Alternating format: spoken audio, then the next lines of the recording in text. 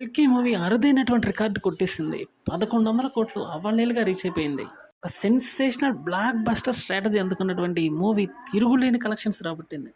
'Baahubali part 2' ఇప్పుడు 'కల్కి' ఈ 2 కూడా 1000 కోట్లు దాటినటువంటి మూవీస్‌గా రికార్డు సృష్టించాయి. హాలీవుడ్ నుంచి ఉన్నటువంటి ఏకైక హీరో 'ప్రభాస్' ఈ అచీవ్‌మెంట్ అయితే అందుకున్నాడని చెప్పాలి.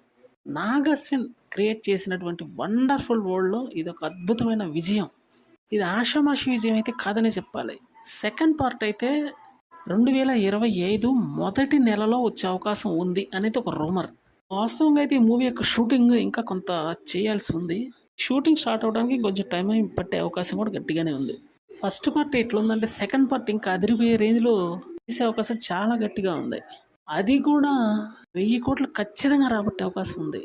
ఇదే కానీ జరిగితే 3 మూవీస్లో 1000 కోట్లు దాటినటువంటి ఏకైక ఇండియన్ హీరోగా నిలుస్తాడు ప్రభాస్. ఇప్పటికైతే బాలీవుడ్ నుంచి షారూఖ్ ఖాన్ ఒకడు పోటీలో ఉన్నాడు కాబట్టి ప్రభాస్ ఈక్వల్గా ఫస్ట్ ప్లేస్లో ఉన్నాడు. కానీ నంబర్ 1 ప్లేస్లోకి రావాలంటే నెక్స్ట్ మూవీ రిలీజ్ అవ్వాలి, అది కూడా బ్లాక్ బస్టర్ అవ్వాలి, 1000 కోట్లు రాబట్టాలి.